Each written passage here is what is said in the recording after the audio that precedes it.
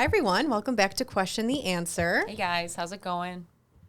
We're going to be once again talking about aliens because we love it so much. Why not? I mean, a big story just came out. Breaking news. We think, bodies were just shown by the Mexican government. And the unveiling was so great to watch. Like these two basically paper mache things are opened in these little boxes and like these sheets. I thought it was comical. So according to James Reynolds at the Daily Mail, Jay Moussan, who has led investigators into alien phenomenon for decades, stood with scientists to unveil two corpses is what he called I can't even say this with a straight face, a watershed event in front of Mexican Congress on Tuesday. I wonder what Mexican Congress is like. I know. Is it like our Congress, just with faster talking? Were people like being serious with this, or were they like, okay, guys, if I pour water on this thing, it's going to crumble? So the aliens are in Mexico. What were you telling me before the podcast that someone said these are the only aliens that stayed in Mexico? I was reading a Breitbart article about this unveiling of these new alien bodies, and I'm a comment girl. Like I live for the comments of the people. And I'm the one that's like, there's comments? Chrissy's like, who said what? How do you comment on an article? And someone wrote, the first aliens to stay in Mexico. And then someone else wrote, those aren't aliens, that's Dianne Feinstein. Poor Dianne. I know it. Leave Dianne alone. Poor woman. So these are different, though, because they weren't found from UFO wreckage. Correct. They were in algae caves or, diatom, it's called. Algae mine. You have a more professional name for it than I did. What is an algae mine? I don't know, but that's what this Jamie Moussan said. Apparently, they're 1,000 years old. They were retrieved from Peru. And again, they weren't from a wreckage or a crash. They were found in algae mines and then were later fossilized. How do we fossilize our people? I mean, I don't know. Can you fossilize me when I die? Sure. Let's put each other in a mine. And is fossilized the same as mummification? I want to surprise someone. Like I want someone to stumble upon me somewhere. Yeah, they'll be surprised, all right. We'll just stick you in an algae mine. There you go. Yeah, so apparently that's what happened. But they did X-rays on these folks, or on these beans, or on what did that cutie patootie in front of Congress call them? UABs or UAPs. Oh, there you go. UAPs. He did speak out about this, by the way. He's not happy Okay. about it. But he's the one that testified. Well, he thinks that this is setting it back, setting the research back because he doesn't believe that these are true. And it's taking focus away from like the real research being done. So, okay, they did. So everyone is calling bullshit on this, but then Mexico took the next step to run these things through an MRI machine and a as one would, God, I can't talk today. And a CT scan. Jeez. Okay. Here is the. Look at him go in there. So tiny. Oh my.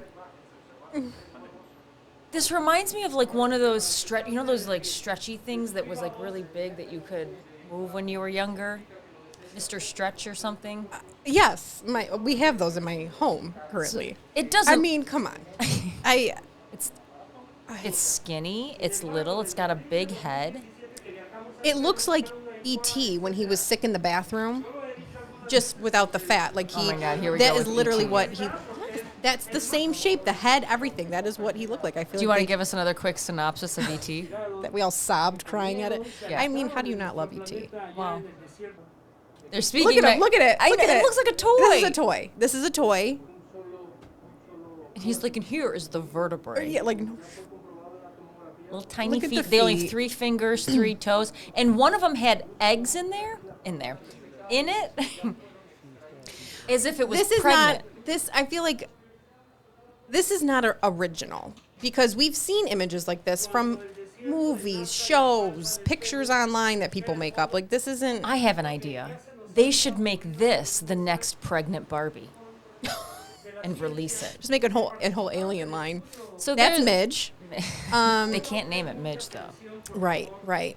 So, but the thing is, I think what makes this also so difficult to believe is that this man, Jamie Musson, he's known for things like this. Like back in 2017, he claimed that mummies that they found in Peru, also in Peru, were alien discoveries, only to find out that they were actually remains of human children.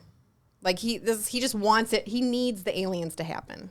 Now, can I convince you if I was to tell you that they did testing on these little guys, and it had implants of cadmium and osmium. It's considered the rarest precious metal on Earth. In fact, it's so close to the Earth's core that it's so rare. Well, because they were in these algae mines, being fossilized. You're so Rochester. Algae. The algae. Algae. Wait. I want to X that out. Oh, sorry. Give me my cursor back. Okay.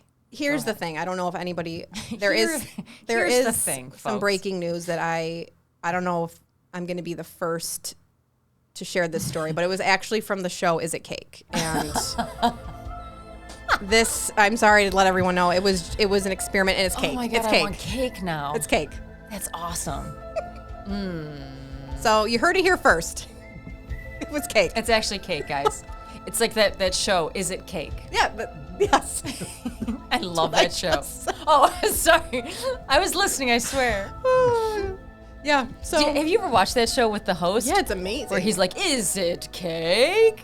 Can you imagine if someone just rolls this out? But I think that guy sits at home and looks in the mirror and thinks of how much inflection or how different his cadence could be every time he says, "Is it cake?" He's got to like spice it up, I'm sure, week to week. Oh, he's annoying. I find him so distracting on the show. I do think what people make on these shows is Incredible. Unreal. I never get it right when they do the little guessing game. I'm wrong It's every crazy. single time. Anyway, back to the aliens. So there you go, guys. From Peru, tasty, chocolatey, vanilla aliens for you. With buttercream That frost. sounds really good. Yeah, you'll have to let us know if you think this is real or fake. I mean, the truth of the matter is we won't know. I don't think we're ever going to get down to the bottom of not these bodies, but just aliens in general. I think it's always going to be a mystery. And If it is true, that goes back to my original theory in our first conspiracy episode, where I said they did live among us at one point, and they possibly mated with us. Although I don't know how did they look like that? Because I don't know. I don't know how you would mate with something that size. that's That's a logistics issue. That's you a know? problem. Yeah. okay. That's a problem. So, speaking of a problem, we have not figured out something in the world yet, and I really went hard trying to research this, only to end up completely more confused by the end of all my research. What are we talking about, Megan? It's the JFK assassination, and I think I'm hoping it's something that everybody is very familiar with, or at least knows a little bit about. I don't think it can be denied that. But what the hell actually happened? Nobody can seem to answer this question. Well, why it's circulating more now is that, and we'll get to it. The story's kind of being reopened a little bit because there's new information that's being released 60 something years later, and there's been a lot of debate about this. I think this is one of the most impactful events in American history. I think it changed the course of a lot of things for Americans. I think it's made people start to really question maybe the government or what goes on. There was conflicting stories.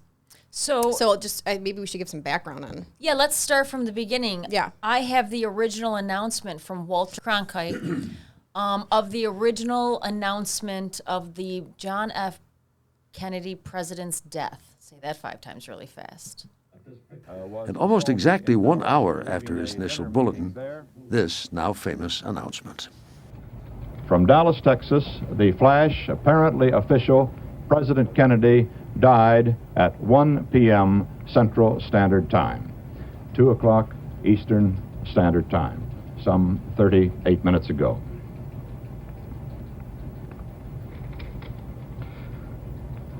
Vice President Lyndon Johnson has left the hospital in Dallas, but we do not know to where he has proceeded. Presumably, he will be taking the oath of office shortly and become the 36th President of the United States. Do you remember watching that? Oh, Oh, yes. Oh, you saw that I on remember television. exactly where I was. I was in second grade in a Catholic school, and the announcement was made over the intercom. And as young kids, I mean, we were just kind of like shocked. This just wasn't happening in the country then. Yeah.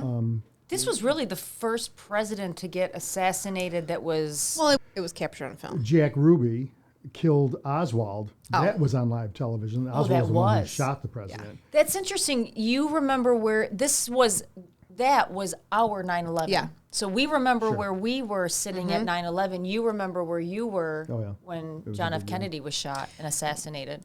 I can't imagine what people, especially being there in person at Dealey Plaza, watching the motorcade go by, and then you're witnessing this take place, and then how horrific. And I was reading, there's books and there's many articles about it, but even the Secret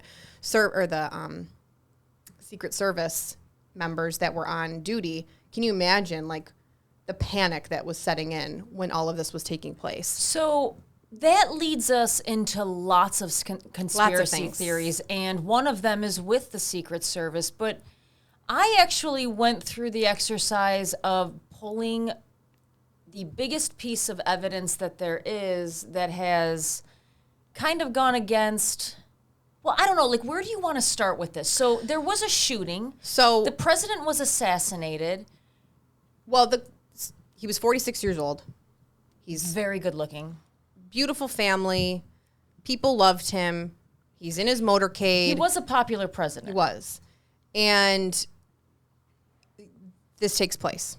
And the question, I think, the question that always has been, was there truly only one shooter? And because a lot are debating that there was not, with how quickly the shots were fired and the angles that they were coming from and where they hit JFK, and then... So I have the biggest piece of evidence, which is called the Zapruder film. Yes. And I put it in here. Would you like I have it too. Would you like to play it?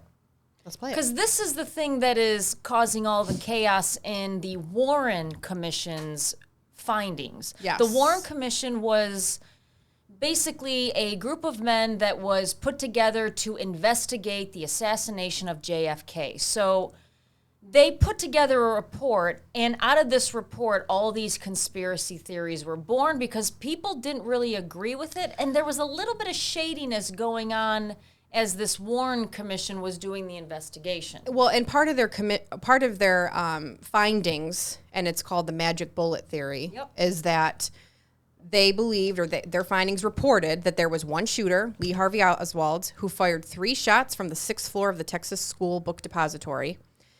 Basically, that one single bullet struck President Kennedy from behind, came out the front, and then continued to hit Governor John Connally Jr. In 3 different spots. In 3 different spots. And people are like, there's no way. And there's what's coming out now by one of the Secret Service members that was on Jacqueline's team, or whatever you call it. There's questions about the bullet itself. So let's start with the bullet. Okay. Let's start there, with the magic bullet. That's a big deal. So let's... Here it is. And if you look at the picture of this bullet, it's not damaged in any way. So bullets back then normally don't go through people's bodies. They usually stop in the body and expand, and there's significant damage to the bullet. However, this magic bullet made it through President Kennedy's neck, 2 human bodies, an arm, a wrist, and then a leg, and still remained completely intact. And it doesn't account for the final blow to President Kennedy's head, which looks like or appears like it's coming from the front of him, not from the back of him. Right. Before you play it, I want to just tell you 2 more about the Zapruder film. Kennedy was shot in November of '63. Okay. Shortly after that, within a year, we had the Warren Commission wanting to put to bed for the American public the whole story. Yeah. Because the longer that goes, the more suspicion, the more angst there is in the country. They got their guy. Oswald was caught the same day. The Zapruder film, I think a lot of people don't realize this, was not shown to the American public until March 6th of 1975. Most people think the Zapruder film was thrown out there right No. after this happened. So Do you know who got the Zapruder Geraldo film? Rivera on Good Evening America, people came to him with the film. In fact, Time Life tried to sue to stop them from showing the film that evening. They got the go-ahead to do it. The country was stunned and shocked after they saw the footage, because to most Americans, to see a president's head go backwards, then go forwards, it didn't kind of wash with the Warren theory Commission that the findings. bullet hit him In the back from first. behind. So now they had to do a congressional hearing, which of course I'll let you girls Now, show the wait a film. minute. You said something interesting, because I have footage that actually says something different about the Zapruder film and how it was acquired. It was 12 years after the assassination. 12 This years was after the released. assassination. Time Life bought the film from Zapruder and had it all this time. So when did Geraldo Rivera come into the picture? In 1975, to show the actual film, Time Life came out with the still shots. And okay. part of the contract Zapruder had Time Life sign was, please don't show the hit shot.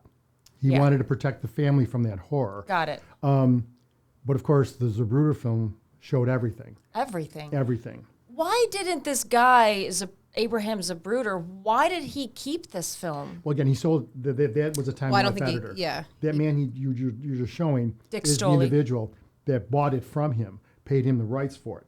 So, but again, people all of these years though were investigating, and actually had a lot of information. But again, what's bringing all this to light now, and I'm sure you're all going to talk about this, the technology's gotten better to go Yes. look into everything. And one of the biggest moving needles is the sound, because they have a lot of sound on the police monitors, the motorcyclists, the police, who it was running constantly. And they had a big investigation when the congressional hearing was held after the Zapruder film.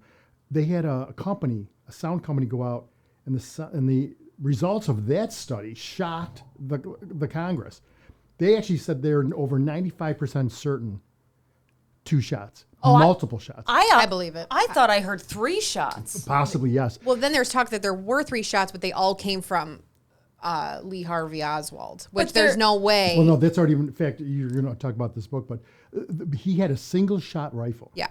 And the sound It's gaps. too close together That's what they're for saying. him to reload. Okay, so once again, there's like so many like directions you can go on this. Let's go back to the bullet. You want to show the Zapruder film? Let's show the Zapruder film. So the Zapruder film, this was shown for the first time on Geraldo Rivera's late night show, Good Night America.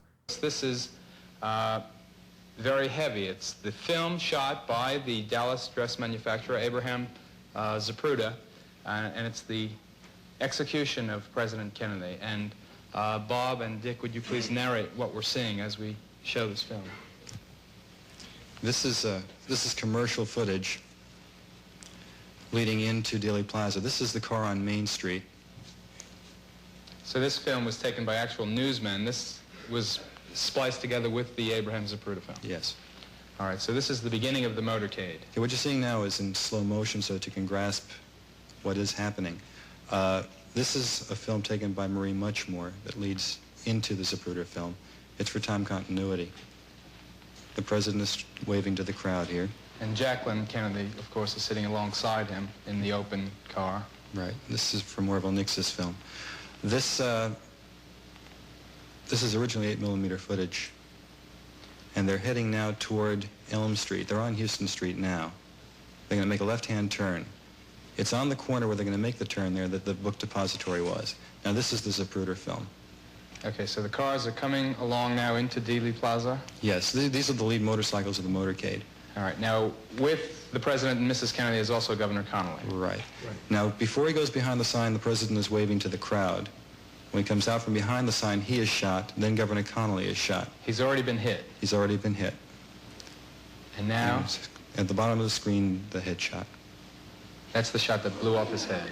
It's the most horrifying thing I've ever seen in the movies. Now, the Warren Commission said that all of the shots were fired from behind by Lee Harvey Oswald, a lone assassin, firing at the president. And as you can see, clearly, the head is thrown violently backwards, completely consistent with the shot from the front, right.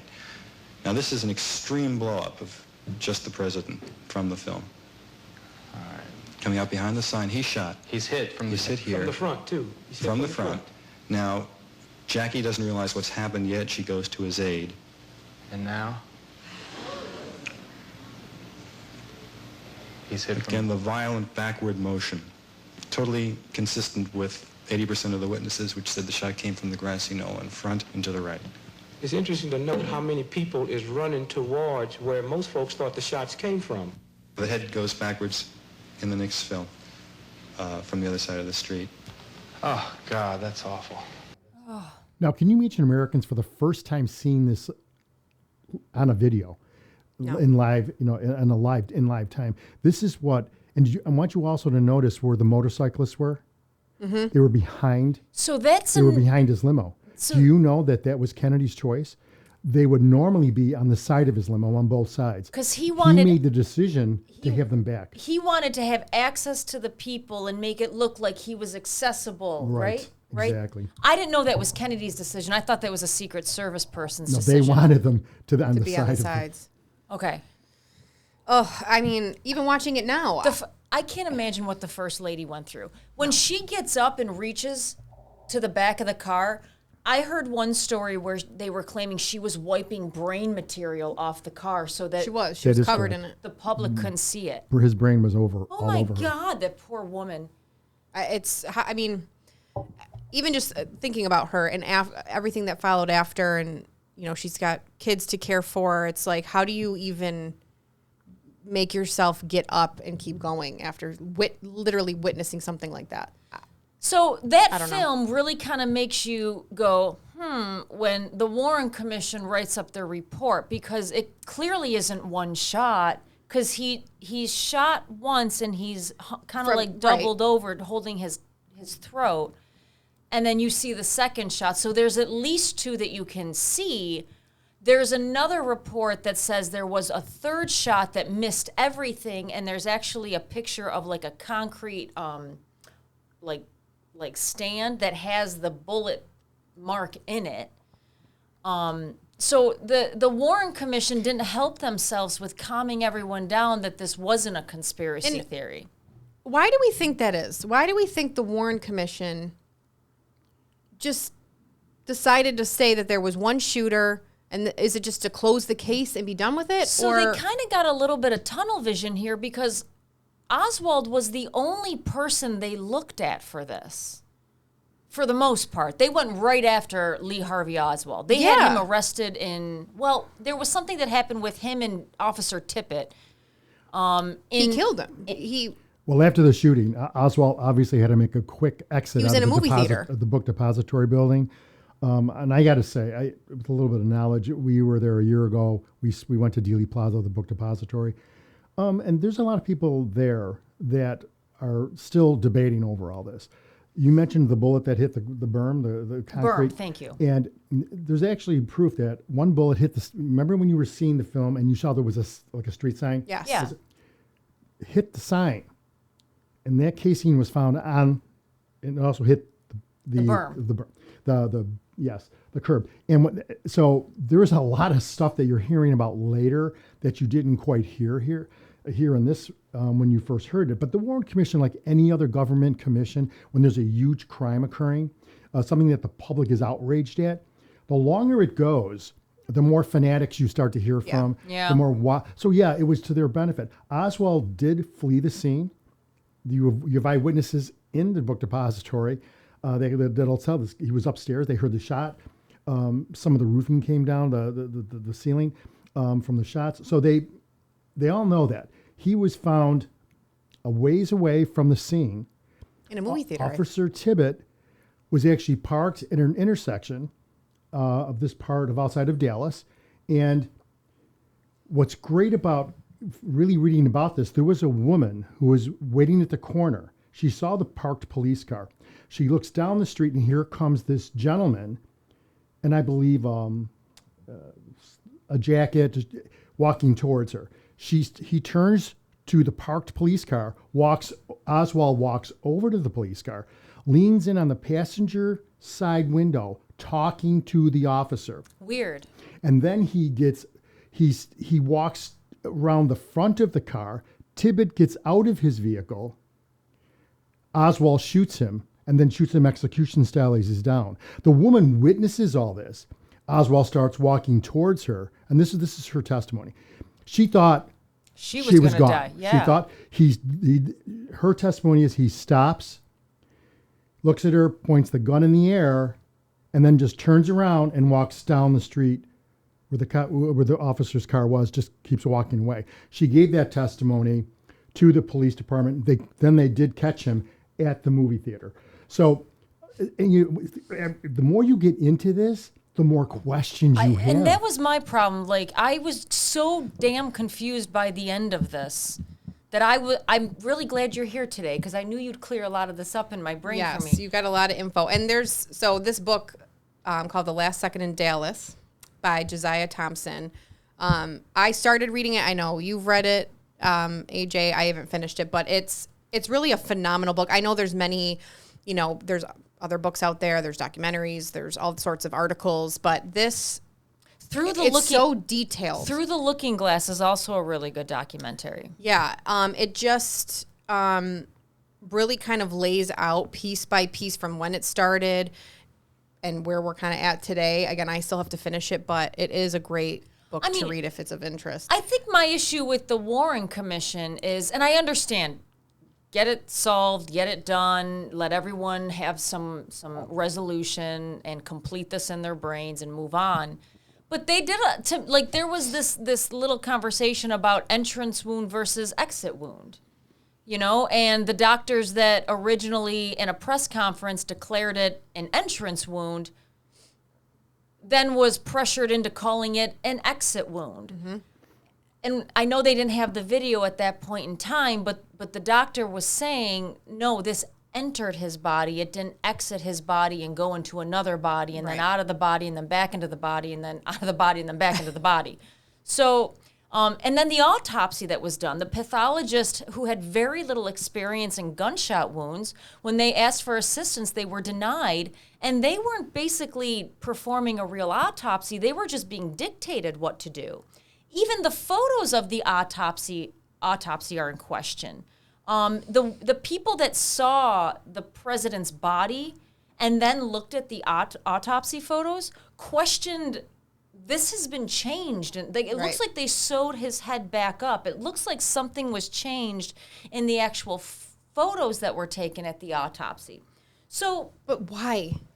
And I think that's what spews this, yes, it was the government. They set it up. Conspiracy theory. See, the great thing about that book, Last Second in Dallas, is Josiah Thompson didn't really lay out a conspiracy theory about who did it. He's been on so many investigations with the JFK assassination that he really just wants to lay out, is what you were told true? And I think in this book, he lays out a lot of facts. It's facts. Will let you question what you were told. In fact, I think you're going to talk about this, but then just last week, yes, that's what in the New York Times article, they interviewed an individual who's 88 years old, and for the New York Times to do this, frankly, in a very unbiased.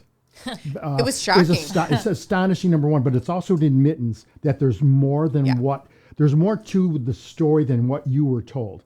And that's the New York Times way of really letting everybody know there's a lot more here. And I think, you'll probably talk about it. Yeah, so the New York Times article, they published it, I think it was September 12th of this year. 88-year-old Paul Landis, who was one of the Secret Service agents that was there that day, he was on Jacqueline's security team. Mm-hmm. He's coming out, sharing his side of the story, and basically he's saying some things that conflict with the Warren Commission. In fact, he was never even interviewed by the Warren Commission, which is weird. Why wouldn't you interview him? Once again, he was a firsthand witness. So it's been 60 years, and he wants to tell a story. He does have a book coming out called The Final Witness. He says there's no end goal. People can draw their own conclusions. A lot of people are like, well, why would he wait all this time? Why would you just now decide to come out with this information? But to me, I mean, he's 88 years old. What is he going to gain from this? What's he got to lose? I think in the article it even said, when people kind of reach the end of their life, they want to kind of put everything out on the table. He obviously lived through some things here. Actually, after the assassination, he got out of the Secret Service. He couldn't handle it anymore. But as far as the magic bullet theory with the single bullet, he's basically saying he doesn't believe that to be true. In fact, Paul Landis, is the one that found the bullet in the limo. And I think in previous accounts, the bullet was found in the hospital on the stretcher. On the stretcher. So Paul Landis is saying it was so chaotic when it happened, obviously.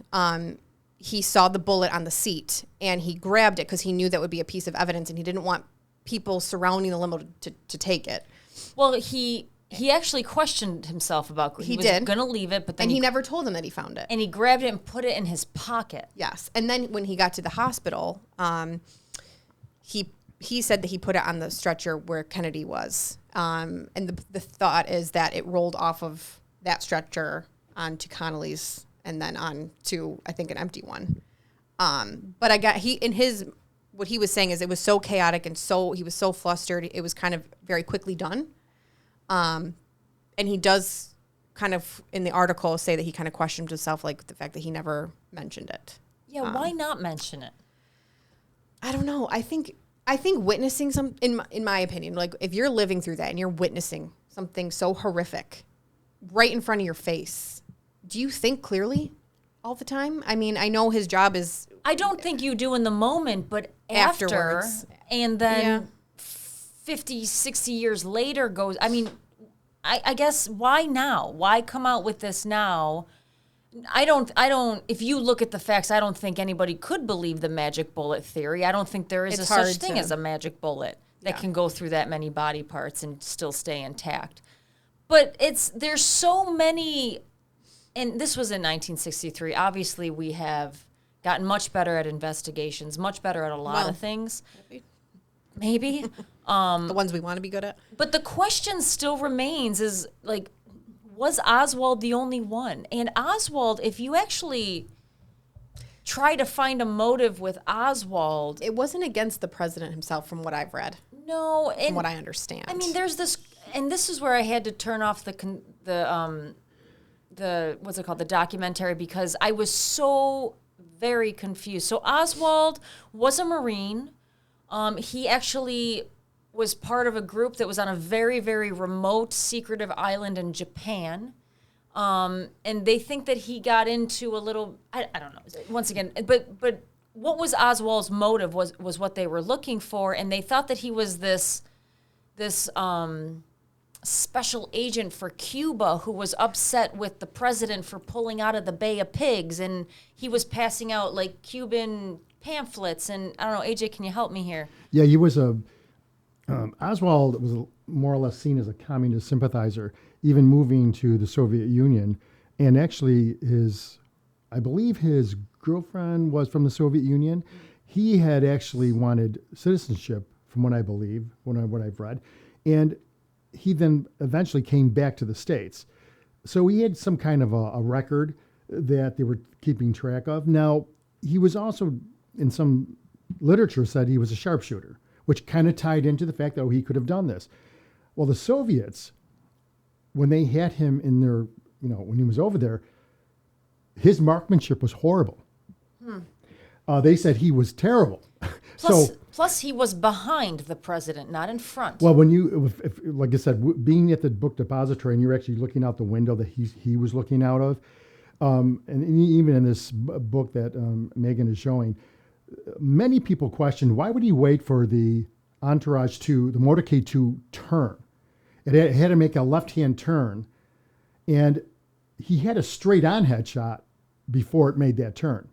So the whole thing, though, doesn't fit the narrative, right? So Oswald could have had motive because of his background. Yeah. But the fact that... Well, they were watching him. There was a report written by him by the Secret Service like 2 weeks before this happened. Right. So he was being, he wasn't like monitored. off the radar. Right. But at the end of the day, you look at all the facts, and like I said, this is a rabbit hole. The more you understand and the more you read, the more you hear about, individual parts of this story, it gets deeper. The hole gets deeper. And it's like, it raises so many questions on the work done. For example, if you even go back to the grassy knoll theory, which most people there will tell you that's where the apps or some of the, in fact, there was a man and his young son standing on the grass watching the motorcade come by.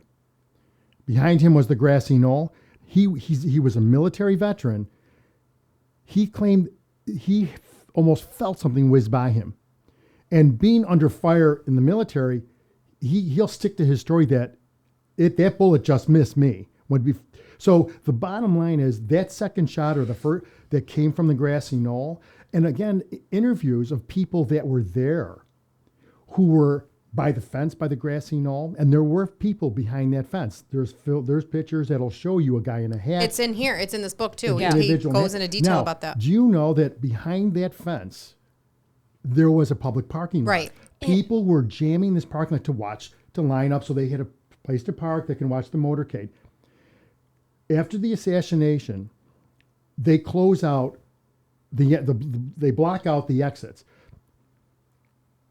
Well, they find Oswald literally within hours, okay? They open up the parking lot. Do you know that not one car's trunk was searched? Not one. Although eyewitnesses says the shot came from there. So the more you read, you think, how could they not have searched any cars? Right. And the cars right directly behind that fence, footprints. Yeah. And they even have on film somebody walking back and forth. With a hat on, right? Yeah. There was two people.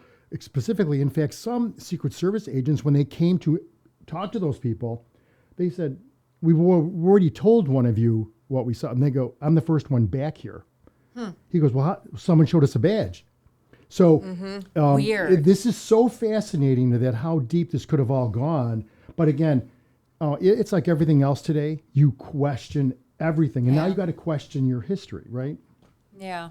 And it's almost, will we ever know? That's the thing. It's like, Probably will we ever not. get down to the bottom of this and really know the truth? Probably not. And Not I unless think the killers are still alive and they want to come forward when they're 88 and instead of being a bullet, they're like, hey, it was me. I don't think we'll ever know. I think we can just we can just guess. Thank you, AJ. Thank you for getting us through that. Because I had every intention of coming in 100% prepared and just got, like you said, so freaking confused. I feel like you could spend weeks, months, like going down all the facts. And again, this book, Last Second in Dallas, is really good to read because he really does lay it all out. Angles, play-by-plays. It's interesting. It's a lot. Does anybody think it's the vice president? He kind of benefited the most from this. Well, the rumor mill was just flying. Everyone will tell you that JFK and LBJ were not the closest. Right. But that's how politics is. Right? Are they ever? Right. Yeah. Who's you pick? Does Biden love Lyndon B. Kamala? Johnson because he's from Texas. There was a large political base there. Back then, Texas was blue. So you could you pick them for your political advantages.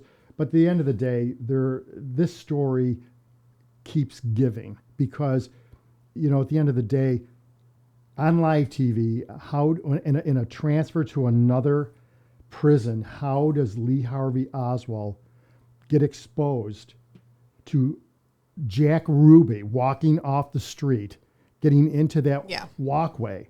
Jack Ruby was a big guy in Texas, by the way. Yeah, who was Jack Ruby? Big Ruby? friends to the Dallas Police Department. So they all knew Jack Ruby, but so that's why he was actually allowed by a police officer to go in because they knew him. So he walks in and pulls out a pistol and on TV shoots him dead. And now Jack Ruby, of course, dies later in prison of cancer. But again, it's just did anyone ask him why he did? Well, that might be a stupid. Well, no, there could be a reason why he decided to shoot Oswald, and it not being because he shot the president. Well, the storyline was, of course, that he was so upset that he killed the president. Well, that's the obvious storyline. Right, exactly. But we're in conspiracy theories today. I know. And this picture, I feel like. And then there was a picture of Oswald's funeral, and it was just the family. I'm not saying boo-hoo for him. I know. Well, yeah. You can still actually visit the boarding house that he stayed. Oswald stayed for the couple nights he was there, or not for the nights, but the weeks he was there. And we actually met this this older woman who was actually one of the daughters of the family that lived at the house when Oswald stayed there. Oh my gosh. And she'll tell you, she goes, he would come home and he would play with my brothers in the front lawn. You can actually walk in, there's Oswald's bedroom. In fact, in the movie JFK that... Kevin Costner's in. Well, right, what's the director's name? Oh, I was reading about that too. Oliver Stone? Yes, it was Oliver Stone's really JFK. controversial. When he went to film, when he was filming the movie, they wanted to film his bedroom, obviously, because it was part of the movie. They couldn't film it out of his regular bedroom because it was too small. So they had to go to the bigger bedroom in the house. It's just fascinating when you see history like that laying out. And of course, she's making a living out of it now because all the tour buses stop there. They come in, they talk to her. But it's such a fascinating story. Obviously I was around when it happened. It's a moment that never leaves you. It impacts you. I totally think it changed the country because if you all don't remember, after Kennedy got killed, assassinated, right after that, his brother gets assassinated, Robert Kennedy, his attorney general, who was running for president against running in a primary. And then who dies after that is Martin Luther King. So in the 60s, this country went through 3 major assassinations. It was a terrible time. People just absolutely horrific time for this country to go through, for our young people to see 3 major political figures shot. So extraordinary times. Do you think we're headed in the same direction? Hopefully not in that violent way. I think there's some people believe that President Trump is the next. Tucker Carlson asked him that in his interview.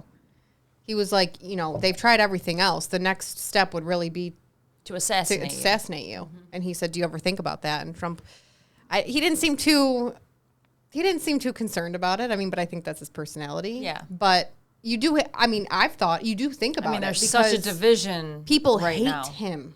It's not only that, there's such a division within the political realm. Right. I mean, forget about the people. The political realm is so divided I would hope right that now. we would never have to deal with that. Okay. So let's move on to something a little bit more up in the air. A little bit more up in the air is the moon landing. People are, well, some people are questioning if the moon landing ever happened. Yeah, they think it didn't happen. I will remember a very specific conversation with my mother or my father after I saw the movie, what's it called, Operation Avalanche, because it was this movie that basically built the moon landing as a big hoax, and it was filmed in a big auditorium, and it was just all fake. And they looked at me like I had 18 heads, and I was like, no, it definitely makes you think, doesn't it? And they were like, go away, Christine. But where did this hoax all start? Because everyone was fine with the moon landing until... But it's also, we've never been back. We have never been back. So why? That is something I do think about. I'm like, when was the moon landing? 1969. Yeah. So we've, in all this time, in all the times we go into space, we've never returned It's a to the dust moon. pile. Why would you go back? Why would you go back? There's nothing there. Why wouldn't you go back? Why? You want moon rocks or something? Like an anniversary visit. Okay. Do you know how much money that costs? Yeah, let's spend $28 It's not like a billion trip to the dollars. grocery store. Visit. Why not? So it took 400,000 NASA employees and contractors to put Neil Armstrong and Buzz Aldrin on the moon, but it only took one man to make people believe it was all a hoax. His name was Bill Kaysing. He was an employee of Rocketdyne, a company that helped to design Saturn V rocket engines. So in 1976, he self-published a pamphlet called "We Never Went to the Moon." This is according to The Guardian.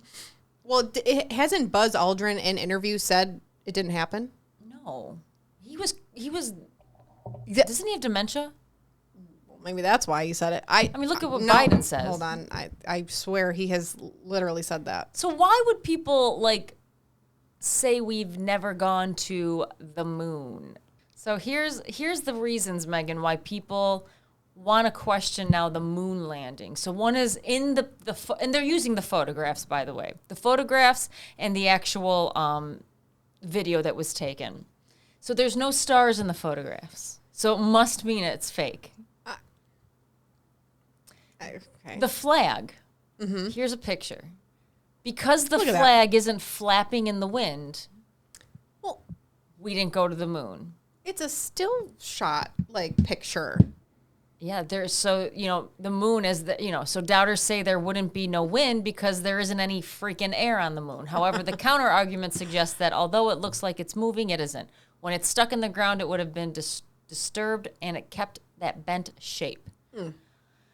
I think we're fishing for that one. Okay, it was an impossible mission. This is the only thing that I found any type credible, which is the journey itself was impossible because of something called the Van Allen belts. Van Allen belts are huge belts of radiation that surround the Earth. It's been claimed that humans would not be able to pass through these belts without being subjected to legal doses of radiation. So radiation sickness occurs when you have been exposed to around 200 to 1,000 rads of radiation within a few hours. Now, the truth is NASA made sure that the spacecraft was well insulated, so actually the average dose of radiation over the 8-day mission was just 0.18 rads, which is basically similar to a chest x-ray. Okay. I mean, if a chest x-ray is going to kill you, then I'm on my way, because I can't tell you how many pictures they've taken of this damn knee. So Aren't we all then? I mean, there's no footprints in the moon or on the moon. You can still see where the different Apollo missions landed and even the footprints of the astronauts from space. So the images show the Apollo spacecraft in exactly the right locations, and amazingly, you can even see the astronauts' footprints as they are explored their lunar home. I know, you're like, please get it out. Words are hard today for Christine. They are hard. But wait, there's more. Okay. People are even questioning the famous saying, that's one small step for man, one giant leap for mankind. Armstrong, who died at the age of 82 on Saturday, August 25th, maintained afterwards that he actually said something slightly different. That's one small step for a man, one giant leap for mankind. Okay. Well, it sounds better the other way, and it's still the same message. I don't see the significance here. At all. There is not one. I would like to believe that we went to the moon. We went to the moon. I really don't I personally think we should go back. Let's have a party up there. We'll send you. I think Elon Musk is going to send all you guys up there. Yeah. Buzz Aldrin, in an interview with Conan O'Brien, is when he made those comments, but he was only talking about some networks showing animation spliced in with the actual footage, because not everything could have been and was photographed by NASA. So to make it a continuous timeline, a lot of networks had animation leading up to some of the actual footage, because NASA spent a lot of money on the camera, the black and white camera, capture the iconic moment. But some of it to fill in was, and that's what Aldrin was saying. Well, no, you actually didn't really see that because that wasn't really on the film, but that was. So he was really saying what you were seeing from some networks was animation built into the actual film of them landing on the moon. I have that. So do you want to watch it? Yeah, let's watch it. I think I have it. It's not him. It's not her. Get back up to that first step. Okay. That isn't collapsed too far, but it's adequate to get back up. Roger, we copy. It's a pretty good little jump. It is incredible in 1969. You can still get this type from the moon. From the moon. Okay, Neil, we can see you coming down the ladder now. Neil, we can see you coming.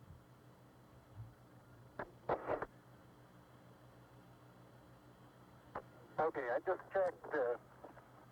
Getting back up to that first step. Could you imagine what this man is feeling right now? But that's one small step for man, one giant leap for mankind.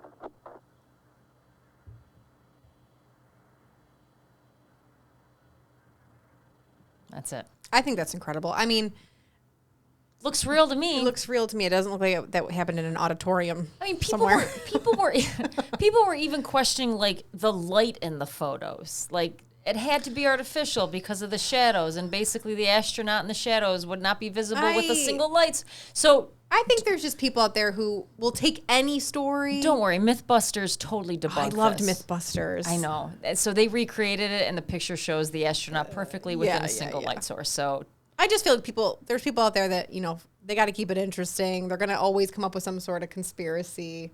But the moon landing, I mean, it makes for a good show. It does make for a good show. It makes for a good show. JFK, though, man, that's a doozy. I will walk out of this room probably. I tried to read this book, but I did it after surgery, and I was on way too much oxy to understand. It turned out to be a different book for Chrissy when she read it. I need to start over and just. I know I need to finish it because it really is fascinating, and I'm interested in this Paul Landis book that's coming out too. I definitely would want to read that. Yeah, because I think it could be interesting, and then maybe we'll come back and sound a little more intelligent, and AJ can help us out again. So. All right, guys, that's it. Conspiracy Theories 2.0. Yeah, that's a wrap. Thank you, AJ. Big help from AJ today. Have a great rest of your day. Bye.